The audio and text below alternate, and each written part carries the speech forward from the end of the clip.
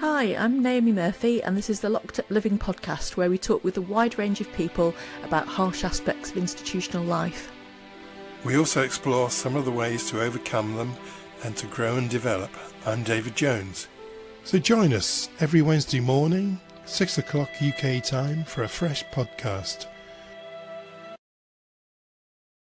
So today's guest is Mitch Abrams, and I connected with Mitch over LinkedIn after watching his TEDx talk on energy medicine, which I found absolutely fascinating. And Mitch is a Canadian radiologist and keynote speaker, educator, and founder of NextGenHealth Limited, and he's also an educator of applied compassion through the Centre for Compassion and Altruism Research and Education at Stanford Medical School.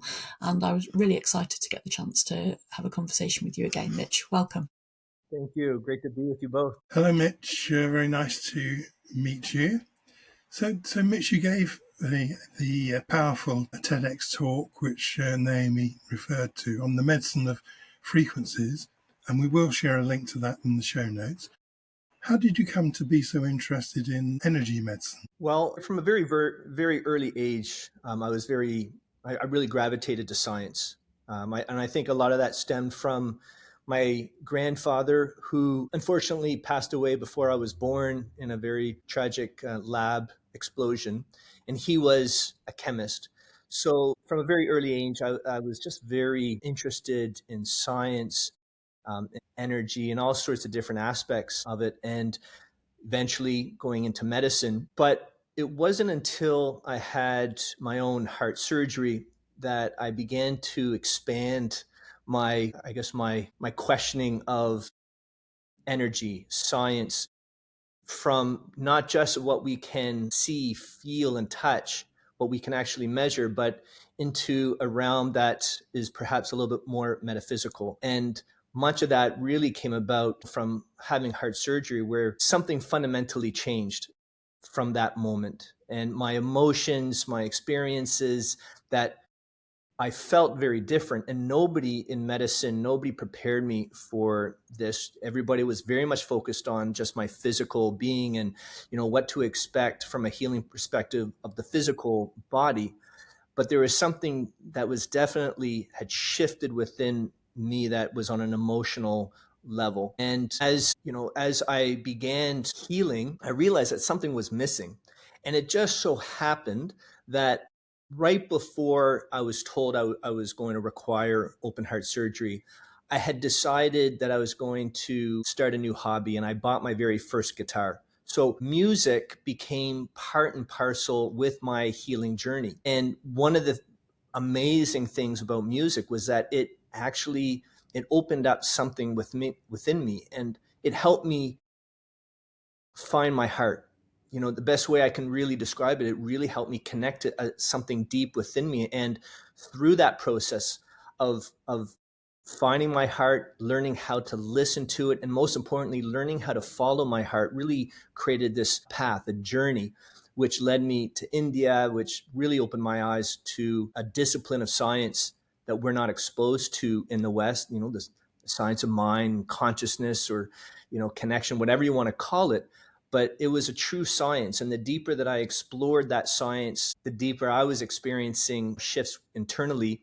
And that really led my research. And the more that I researched the science of mindfulness, I began to appreciate just how pivotal energy, how we can understand energy, not just from a Western scientific perspective with my radiology hat on, but also from that level of consciousness, that foundational aspect of our existence.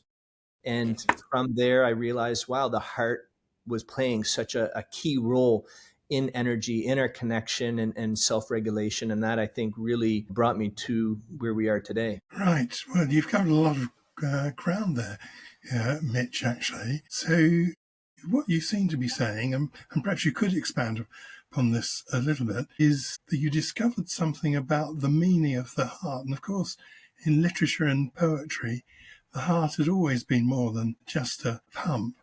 And so what was the actual discovery that you made that made you connect in such a way? Well, I think a big part was fundamentally, very quickly after my surgery, there was such a shift, and I didn't understand it. I didn't know what to make of it. I felt differently, I understood myself and my relationship to the world very differently. And it was very confusing.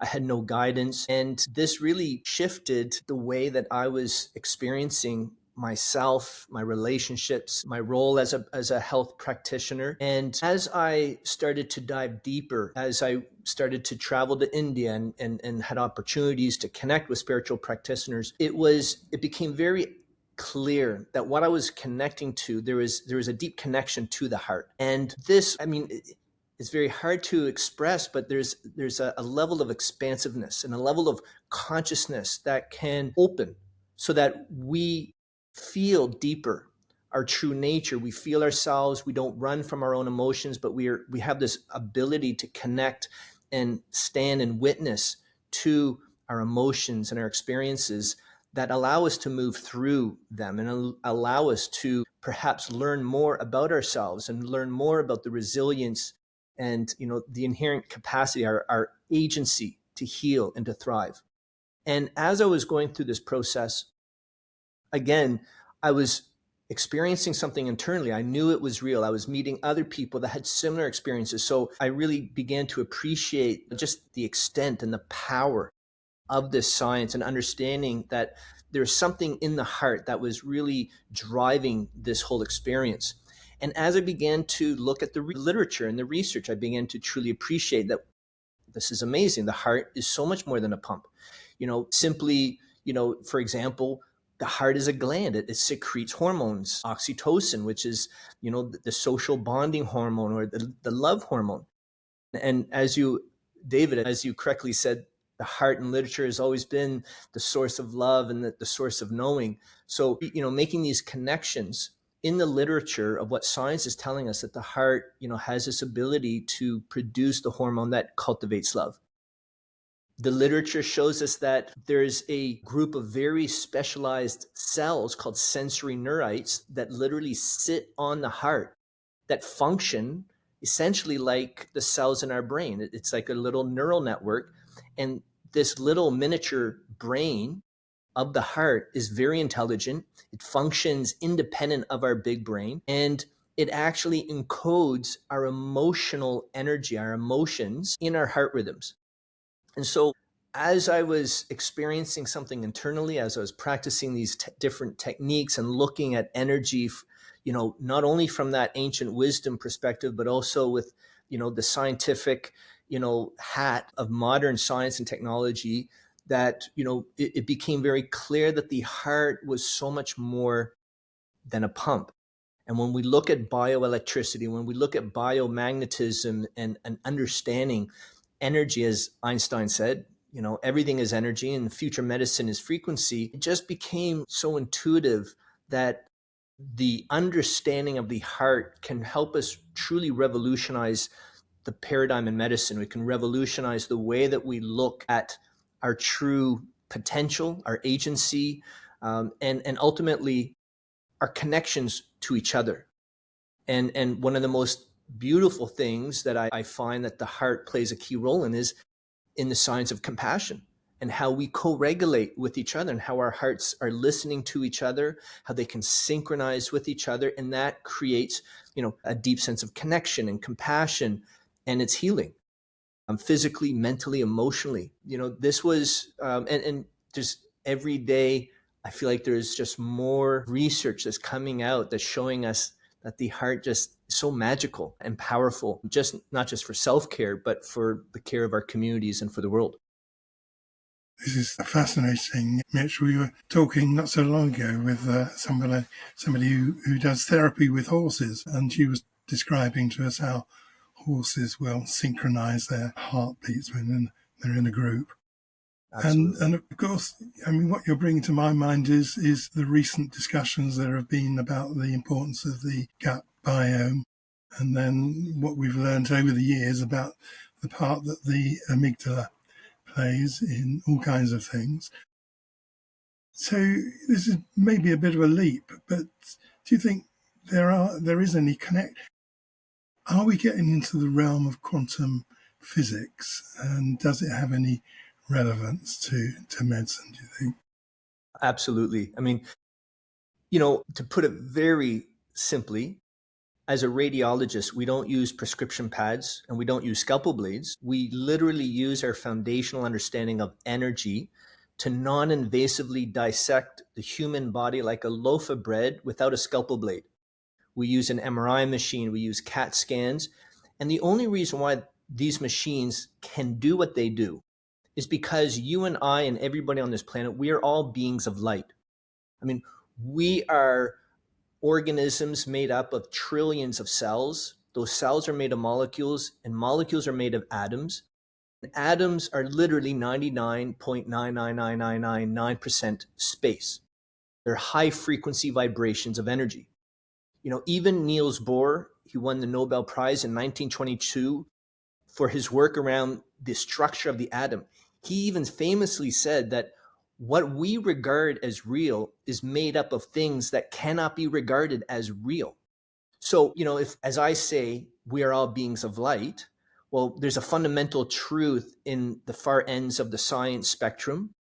But for anybody out there listening who's very spiritually minded, they'll also resonate with this perspective. So quantum physics helps us appreciate that science and spirituality, where we used to think they were two ends of the spectrum, when you take a step back far enough, it helps us understand that we're really discussing one circle. And there's a deep connection between science and spirituality, and quantum physics plays that key role. And there are a number of things, quantum physics is the science of looking at how the fundamental elements of the building blocks of reality, how do they function? How do they behave? And not only are we saying that, protons and neutrons and electrons, not only are they non-real, they're nothing physical, they're vibrational energy, but we also understand that the way that they behave is really depends on our consciousness. Are we observing these elements, these particles? And when we're not observing them, they behave like a wave. But the moment that we measure, the moment that we pay attention to that particle, it becomes something definite. It collapses down to what we perceive as a physical point. And I think it's important to also appreciate that it's not just about observing, it's about how we observe. What it is that we're measuring will change the outcomes of the output. Has a huge implication in medicine. And even the Nobel Prize in Physics in 2022 was awarded to three gentlemen that experimentally proved that we're a part of a non-local, entangled universe. And in very simple terms, what this means is that every atom in your body contains information of every other atom of this entire universe. We are the information of the universe is within each and every one of us, and we're inherently connected to this universe. So your consciousness is like a thread that's woven into the fabric of reality, and how we perceive our reality has a foundational effect on what is going to happen in our world. And there are plenty of research studies that actually show that, yes, how we perceive our world, positive psychology clearly shows that if you perceive the world through a less stressful lens, you're 30% less apt to die of coronary heart disease compared to others who see the world through a very stressful, perspective. Dr. John Kabat-Zinn's work shows us that how you think when you're in this mindful state, how you think about healing and think about your own body can drastically change the rate at which you will heal. Research, I always say our Western research world is finally catching up to what Eastern philosophy and ancient wisdom has been saying for thousands of years. And I really believe that quantum physics is key in helping us expand the consciousness so that we begin to allow ourselves to go beyond studying what we can only see, feel, and touch.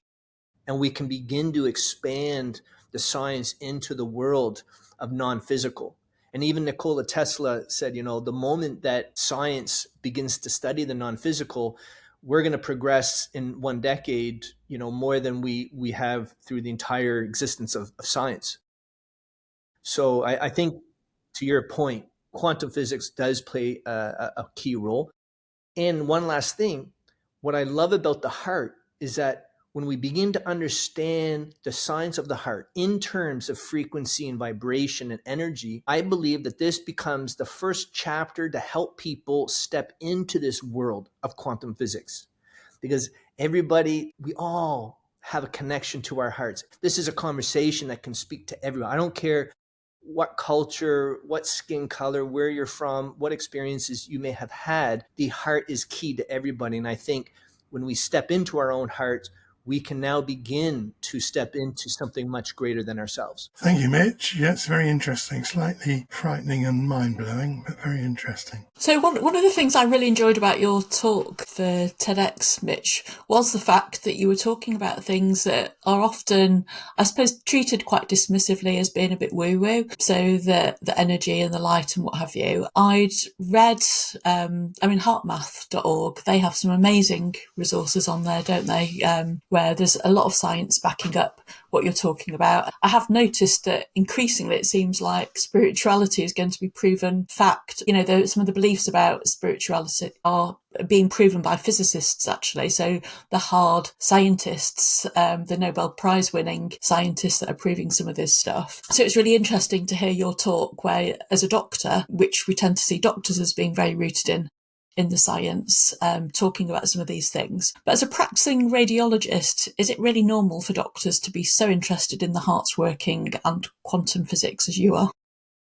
I would say no. I would say that, in medicine, we are, in general, there's silos, trained with a very narrow scope when you think about different fields and different specialties. And again, if you look at the history of medicine, very early on, there was a definite connection between the physical and non-physical and spirituality and healing. But in the 17th and 18th centuries, as we began to learn more about the anatomy and physiology, and particularly when we began to learn more about bacteria, science and medicine begin to towards this evidence-based model. Again, so what we can see, what we can feel and touch, which for all intents and purposes is excellent. It helped us get to a certain point of technological advancements where we are today. However, in essence, it feels like we have thrown the baby out with the water, the bathwater, and the pendulum has swung very far. And now we have a medical model that is very industrialized. It's very focused on quantity and efficiency, again, which is important. But unfortunately, we have lost the art of medicine. We have lost the art of compassion and understanding that deep sense of connection plays a pivotal role in healing. And ultimately, the emotional body, that spiritual connection. So because of the way that we're trained, we're very focused on the physical. Radiologists, when we have when I have conversations sharing them these perspectives, I can just see these light bulbs going off, because even though they work with the same energy every single day, they understand that when we put somebody into an MRI, into a very strong magnetic field, that they understand that, yes, every atom in the body will begin to listen. And from that point, we can begin to extract information from every atom that ultimately creates these beautiful images of our anatomy. But we haven't then taken that to the next level and realized, well, wait a second, what does that mean? All that same mathematics has serious implications to consciousness. It has implications to the fabric of the universe and how we're emerging from a field of energy. And I think it's really interesting to note that if, and I'm sure many people who practice Vipassana meditation, which is what, Buddha, taught back in, thousands of years ago. Even Buddha, 5,000 years ago, discussed this concept of kalapas, that these subtle vibration of energy, which is at the subatomic level, and that how when we just learn to listen and to tune into the body, that we can access information and we get what we call panya. We get wisdom. And it's just fascinating because, this is so parallel to what we're doing in medical imaging. Again, you put someone into a very strong magnet, and then we listen to the atoms who are extracting information. So we're beginning to appreciate that the science of consciousness allows us to connect to a deep truth and to information. And like I said, the Nobel Prize shows us that there's information of the entire universe within each and every one of us.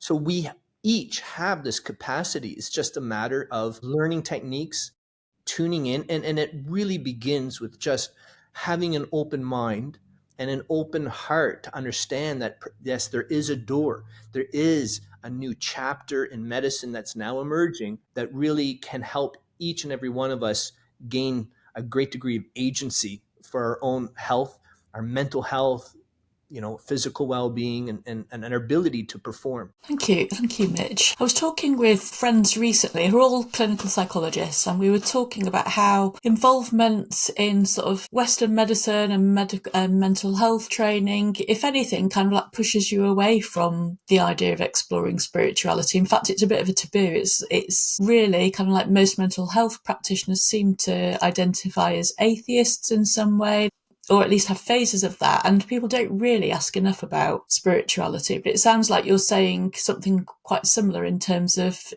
Western medicine might actually push people away from finding solutions or information that could be helpful in terms of progressing the science. Yes, I would agree with you.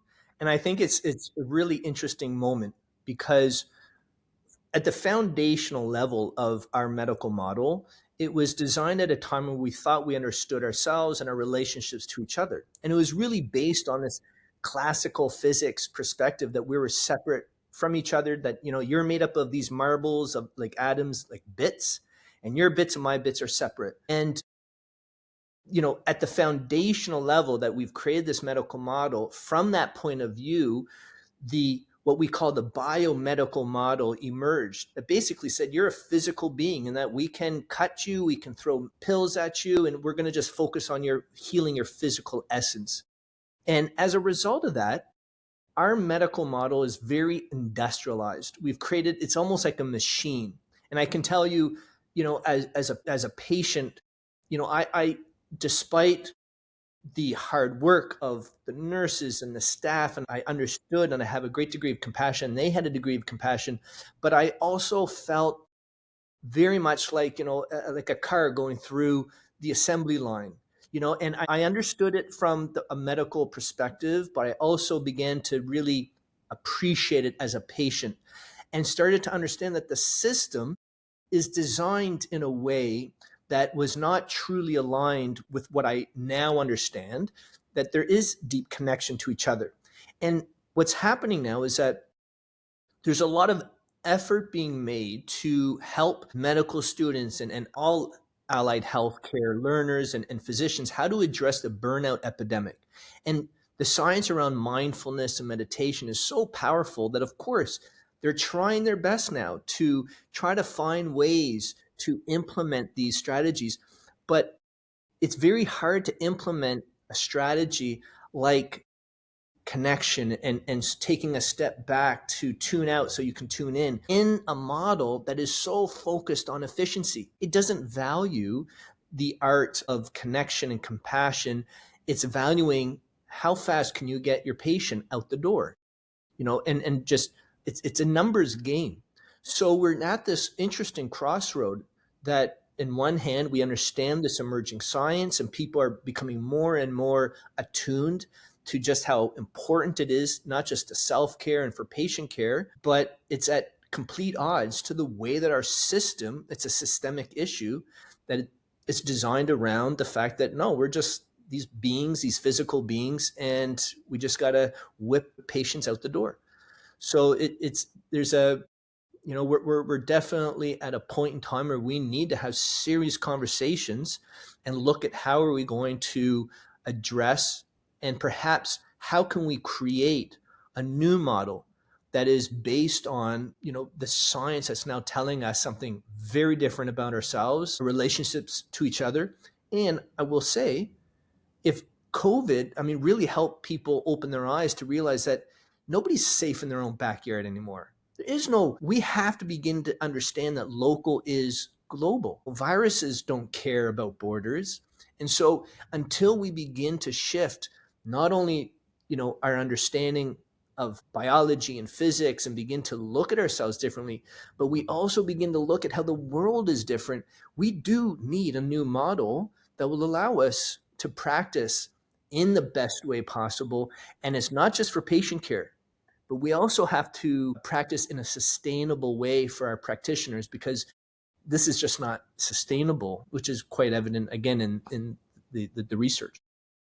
I think that's such important stuff that you're talking about, Mitch. And I think there's connection there and emotional literacy, and also ultimately, I suppose, love, and love in the agape sense of the word. And the fact I even feel like I need to add that in because it's open to misinterpretation. But actually, I think even in a profession like mine, which is quite at the touchy-feely end of the spectrum, that it can be hard to have conversations about ensuring that you're bringing love into the relationship and that you're really sitting in a very connected way with a patient, and increasingly with the pressure to do sort of 6 sessions or 12 sessions of CBT to get somebody in and out the door again. Is like, how possible is it really to get that level of deep connection that can really help people heal when you're talking about people who have barriers up to connecting because they've been, certainly when working with people with childhood trauma, they've been very badly hurt by people who should have been providing them with care and connection.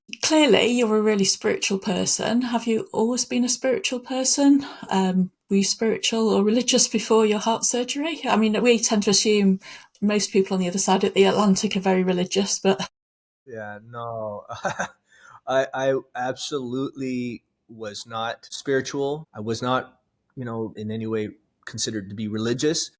And to be honest, I just didn't believe. At that time, I didn't believe. I was very scientific minded. So everything that I can see, touch, and feel was what I believed in. Without that belief, I certainly didn't value meditation, value any of these things. And again, it really took something as serious as heart surgery to face my own, I guess, sense of mortality to shift the way that I think and feel. I had to experience it myself. Nobody would have been able to explain to me in a way that would have shifted my mind. Now, that being said, I think there's now research, like you aptly said, Dr. Roland McCready from HeartMath and the research that they're doing, it is profound, it's brilliant, and what they're showing, is just nobody can refute now, especially if you just look at the foundations of physics. I mean, it's intuitive. It just makes sense. You can't shake a stick at it. I think now this can help even those from the very scientifically, minded spectrum can begin to walk this path and begin to open their minds and their hearts to spirituality. And I also find it's so interesting that like when you look at some of the founding fathers of quantum physics, many of them leaned in this direction of spirituality. They understood this connection. Even, Max Planck, the godfather of quantum physics, he won the Nobel Prize, I think it was 1918. He himself said, look, consciousness is foundational. The material world is a derivative of consciousness. He himself is saying everything that we're experiencing is a result of consciousness. Nikola Tesla, he's considered the individual that invented the technology of the 21st century. He himself was friends and collaborated with Swami Vivekananda, who was one of the first swamis from India to bring this philosophy to North America, because they understood this relationship between energy, matter, and consciousness. And they had deep dialogue and they collaborated on science because they understood that there was something there. So, absolutely, I was not spiritual, but now I would say, it's not about religion. I think religion, in my mind, is rooted in these spiritual perspectives, but over time has shifted and has perhaps lost a degree of translation to their true essence.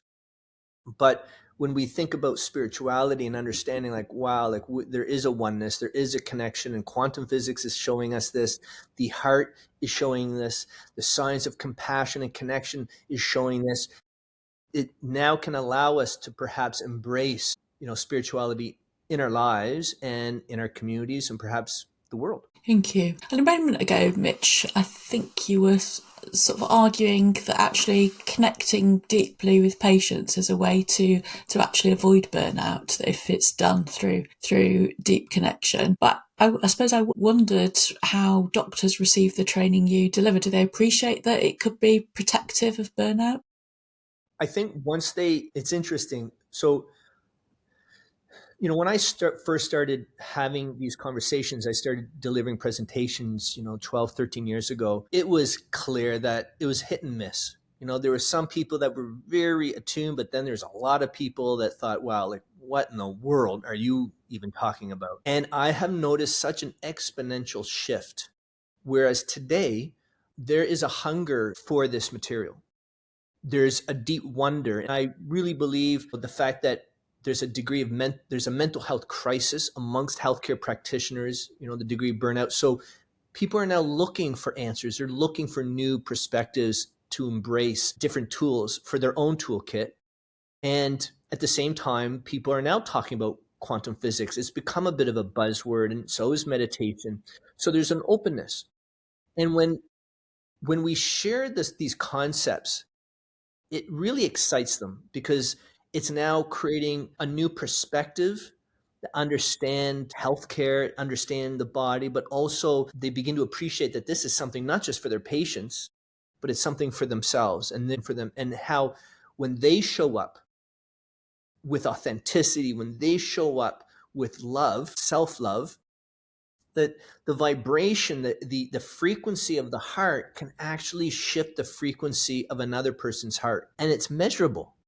And I think that physicians who like to see the science, who like to see biometrics, they are now really excited with this understanding and with this perspective that, this is something that does make a difference. And what I've noticed in our talks is, one, a lot of people want to ask, well, how can we get involved in this? How can we engage with it? And people begin to share their stories. In some of our workshops, these physicians, they tell these most miraculous stories that 5 years ago, you wouldn't even dare. And a lot of physicians will come up to us and say, I want to thank you for providing a perspective that allows me, it gives us permission to talk about it. Because many people were feeling this. It's intuitive. There's a bubbling consciousness that's rising. It's just the nature of our reality of our times.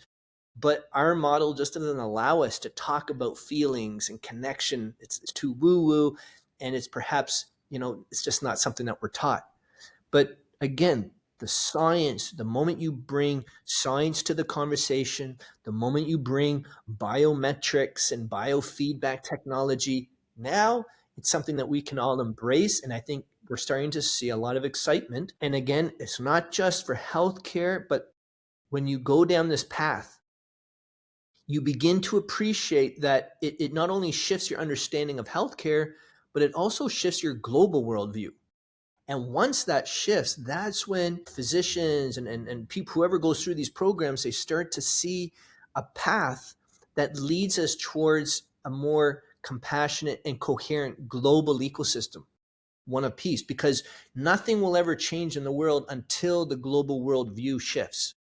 And through understanding the heart and quantum physics, it does create this global shift, this shift in perspective. And that creates a lot of hope. It creates inspiration, excitement, and it really reinvigorates people. So I think now we're starting to see some really exciting results from these conversations. Thank you, Mitch. Can you tell us something about your organisation, which I understand is called NextGenHealth, and what you're hoping to achieve through that? Sure. So, I guess NextGenHealth, you can kind of look at it from two perspectives. The first, I'd say is our vision. And the vision is really to help people understand themselves at a much deeper level. We want to help provide people with this information that will help strip the old stories that they've been told and the stories that they've been telling themselves, so that they can now step into their own power, to take back their agency, and to learn how they can connect to something deep so that they can heal and thrive aligned with their true potential. So it's not just about providing, tips. It's really about shifting the way that they understand themselves and their true nature and how they can practice to connect with that truth so that we can improve our physical, our mental, our emotional well-being, how we can address burnout and improve resilience and cultivate a deep sense of connection for self and for others. Now, that really then leads us to our broader mission. And it's my belief that once people begin to understand themselves with this deeper perspective, we begin to understand our deep connection with each other. Everything from the level of co-regulation and how our nervous systems synchronize, but even to the level of quantum physics that shows us, well, we're all emerging from a unified field of energy, right? And so we're all influencing our emotions, our thoughts, our intentions are influencing a field of energy that we each are also influenced by. So when we collectively begin to heal through this perspective, we collectively can begin to understand that we are co-creating a future together.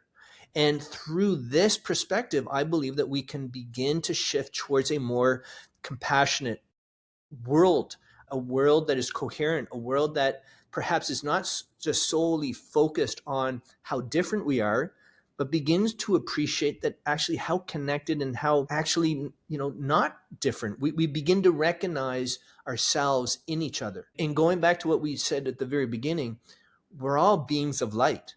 We're all spiritual, all spirits having a human experience, so that when we begin to recognize the light within ourselves, it becomes easier to recognize the light in others.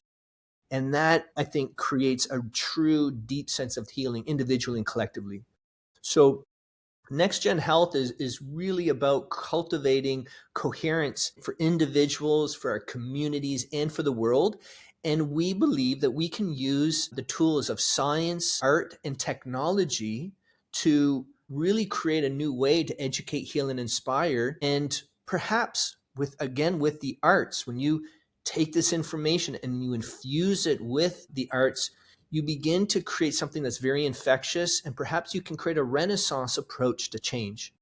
And so a lot of our work is around sustainable funding, sustainable initiatives, leveraging the power of the arts that create boundless ways to educate and heal people, and at the same time begin to witness our interconnection with each other and to something much greater than self. Thank you. And you've got a website for that, haven't you? So we will include a link in the show notes too. Yes, definitely. And before I forget, I just want to say, I love hearing from people. I love to hear how people perceive, how they receive this information, and love hearing people's stories. So I encourage people, please email me, connect with our website and sign up. We're constantly putting on webinars, and we're putting together now an online program. So there's lots of things and lots of tools, even every day there's free online live coherence sessions that people can join with others around the world that are beginning to practice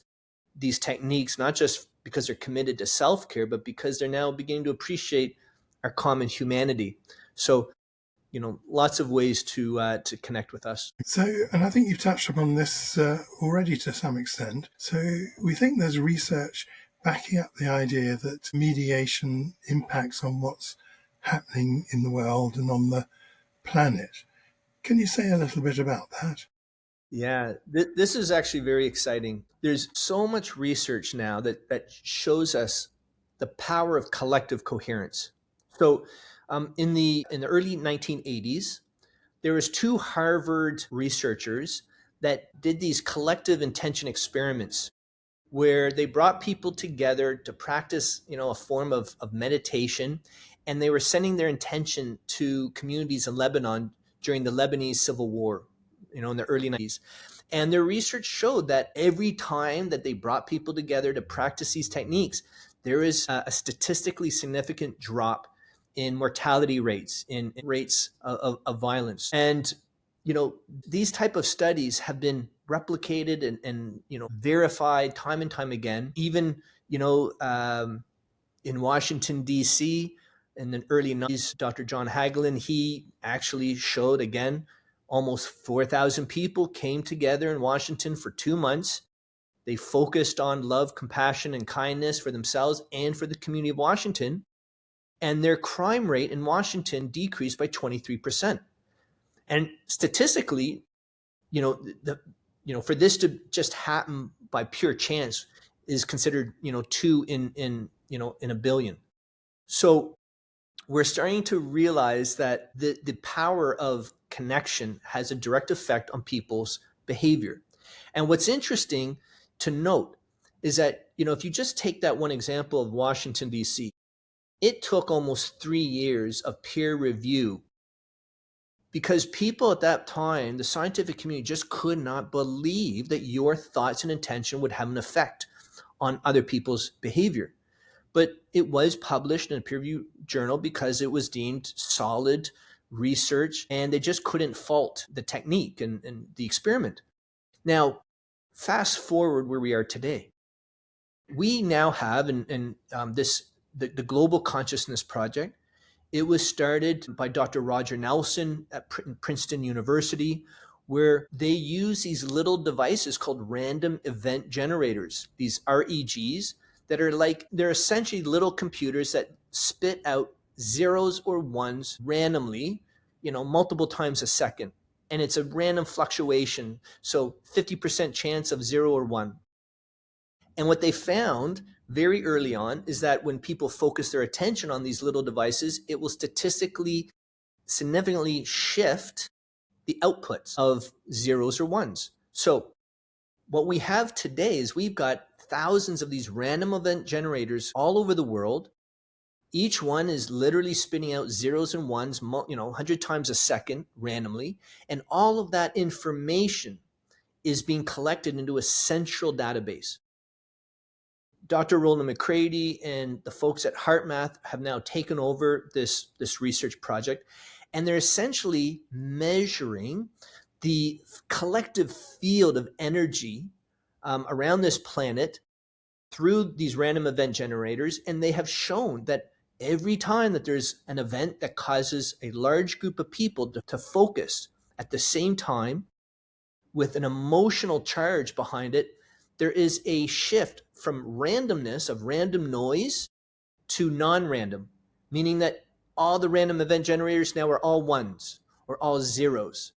So out of the chaos, there's a signal that emerges, which, interesting, the way I like to think about it and explain to people is like how an electroencephalograph that measures the brain waves out of someone's brain, these brain waves is literally measuring the signals made up of the billions of little synapses of neurons, each one firing like a little spark of energy.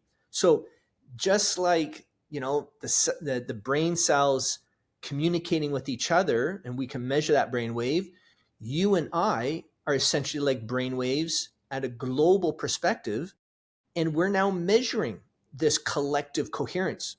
So my point being is that there's been plenty of research that have shown that the power of the collective with intention can shift people's behaviors. We would not talk about any of this because it was deemed so woo-woo and so out there.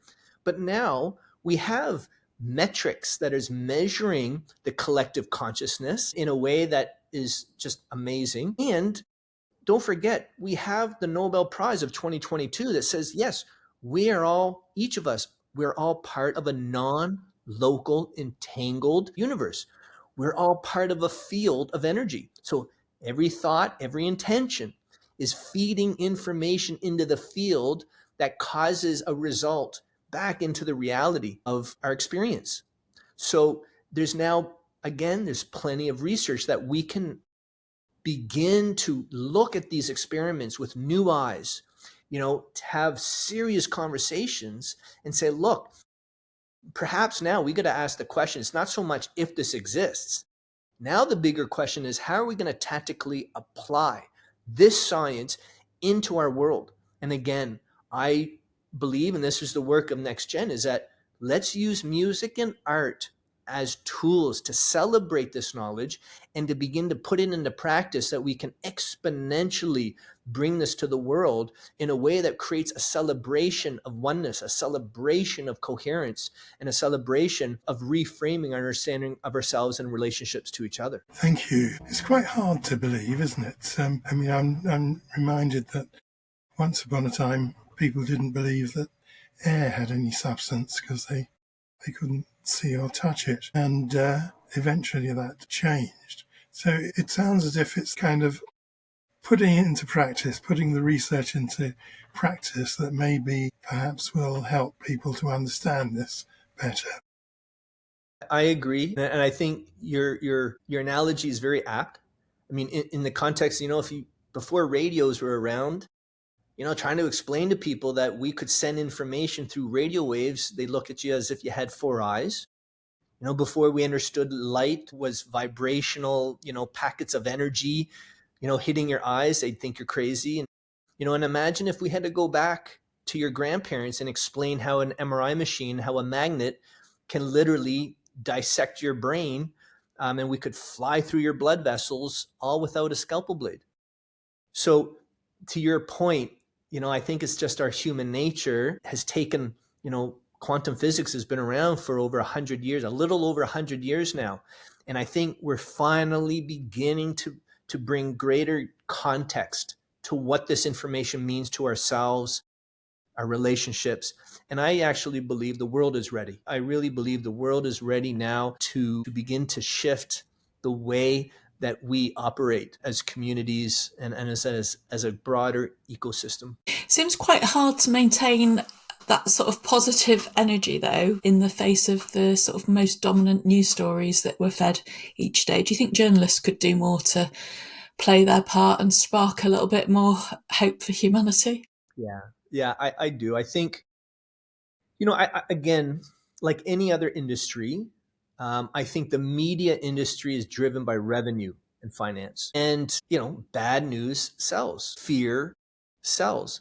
And I think the more that we begin to understand the relationship of the stories that we're telling ourselves and how that affects our nervous systems, how it affects the way that we think, act, and feel, which in turn is affecting our physiology, our biochemistry, our health. The more that we begin to understand this, I think the more that journalists can begin to understand the role that they're playing and how they're contributing to people's health currently and how they could play a much greater role. Because right now, there's focus is so primarily on negative news. And I believe that there's a lot of positive stories out there that, perhaps we can bring a little bit of balance to the world by focusing on some of the positive things that are happening so that the stories, again, which affect our biochemistry and our health, can shift the way that we see the world. So journalists, the more that they begin to understand how they're affecting people's nervous systems and physiology, can take more of a responsibility to add balance into the news cycle. And again, the more that they understand, the science, the more that they're excited about it, the more that they can begin to add a little bit of that information into the global consciousness through their media. This all plays into the fact that they're actually educators. They can actually become health practitioners in that context. So I do think journalists can play a very important role. And it just takes a little bit of understanding to appreciate how the body works and how what they're putting out there is affecting the way that we see the world. And that in turn is going to affect the way that we act, behave with each other. And we're in this cycle, and they can play a very interesting role to how to break that cycle. And it's not about just ignoring the negative and what's going on in the world. Absolutely not. I'm just saying, let's bring a little bit of balance and context to the bigger picture of what's happening. It's absolutely right. On International Women's Day, I was invited onto a major news programme to talk about Andrew Tate and his role in misogyny. And I was like, I don't want to talk about Andrew Tate on International Women's Day. I think there are plenty of people doing work that actually counter surely everyone knows who Andrew Tate is. He doesn't need any more airtime. And actually, I think thinking about more positive narratives about other stories could have probably been a much more useful story on International Women's Day. Certainly, I mean, I always considered myself a news junkie until the last few years, and then I've all but stopped watching the news now. I'll watch the headlines to make sure I'm not missing anything, and then switch off. And I've heard so many other people say the same thing. So I do wonder whether news might be sort of at the tipping point where they actually do need to start thinking differently about what they're putting out there. But Mitch, we've almost come to the end of time, and I just wondered, you've given people ideas about how people can engage with the work that you're doing in terms of making contact with you. Is there anything else that you would recommend that people do for their well-being, drawing on your sort of interest and area of expertise? Well, it's a good question. And I would say the first and the foremost, it really depends on where you are in your journey of health and your journey of life. And having an open mind, having an open heart, having the intention of wanting something different is, I think, half the battle. Because once you have that intention in your heart, then you can lead and follow up with action. Now, if you're looking for things to do, again, it really depends on where you are. Pick up a book, because we know compassion is contagious. So reading books or reading some about something that's very inspiring to you changes the way that you see the world, changes the way that you feel about yourself, and will begin to change your behavior. I'm a true believer in practice. I practice, there's again many forms of meditation. I like to describe meditation like going to the gym. There's plenty of different exercises, how to flex your muscles.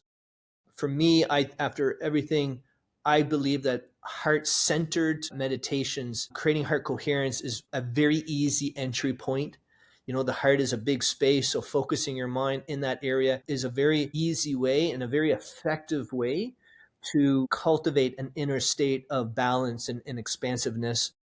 And again, the research shows if you practice 20 minutes a day, that's all you need, you'll begin to witness an experience within yourself. But we can actually measure changes in your brain. Your brain will structurally change, just like your biceps would if you go to the gym. So finding a practice, be it any form, if heart coherence, if you want to learn more about it, again, there's plenty of tools available on our website. You can practice individually. If you want to connect with a community, like going to the gym is always easier when you have a partner. That's why we're creating these groups online so that people can connect and you start creating a community of practice. So lots of ways to begin your practice, but ultimately it really just starts with asking yourself, do you want change? And putting your actions, your intention into action, and following up with changes in your life. And they can be simple, but once you begin one change and you have that intention behind you, you'll begin to see a new path open. Thank you very much, Mitch. I really enjoyed getting the chance to speak with you again. Thank you. Thank you both. Really enjoyed the Brilliant. conversation. A lot of really great ideas to ponder on there, Mitch. Thanks very much indeed. Thank you.